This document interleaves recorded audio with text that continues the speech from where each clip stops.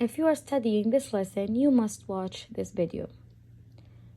The lesson is talking about time. The title is yesterday and today. And by the way, we don't say today, we say today. This is called a clock. And the one you wear on your wrist is watch. The clock has two hands, the big one and the small one. The small one tells me about the hour, and the big one points to the minutes.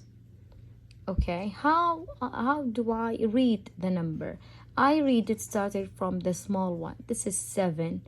But 7 what? How do I know the time? Here, I asked my students to draw this clock and to write these numbers. Between each number, I have 5 minutes. 1, 5, 2, 2, 10, 3, 15, 40, 20, 25, 30, 35, 40, and so on.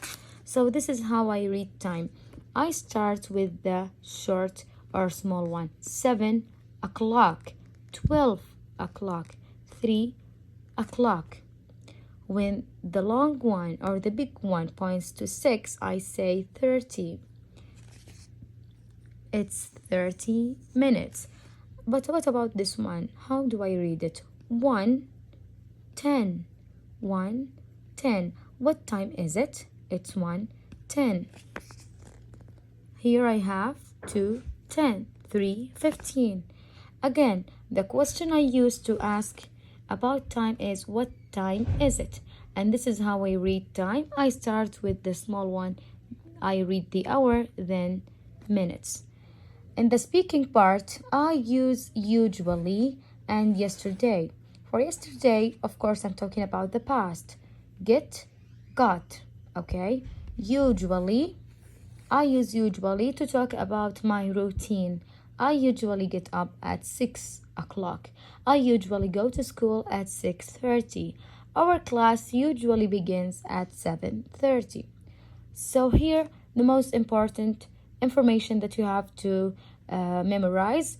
How do we ask about time? By using what time is it? How do we read? We start with the small one, then the long one. You need to draw this clock in your book to remember that between each number we have 5 minutes.